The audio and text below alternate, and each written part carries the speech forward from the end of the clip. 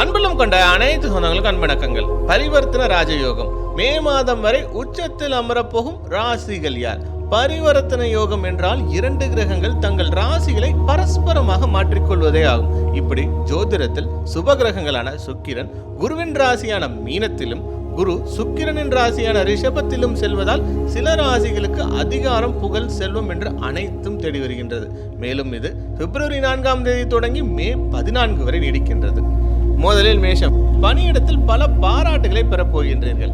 இதுவரை உடலில் இருந்த ஆரோக்கிய குறைகள் அனைத்தும் நீங்கும். உங்கள் நிதிகளில் கணிசமான உயர்வு கிடைக்கும். கன்னி. திருமணமானவர்களின் வாழ்க்கையில் மகிழ்ச்சி அதிகரிக்கும். பணியிடத்தில் உங்களுக்கு ஏற்பட்ட தடைகளுக்கு வழி கிடைக்கும். புதிய வேலை தேடுபவர்களுக்கு எதிர்பார்த்த வேலை அமையும். மீனம். அதிர்ஷ்டம் உங்களுக்கு துணையாக நிற்கும். வெளியிடத்தில் கொடுத்த பணம் திரும்ப கிடைக்கும். கடன் குறையும். குடும்பத்தில் மகிழ்ச்சி உண்டாகும். அனைவருக்கும் அன்பு வணக்கங்கள்.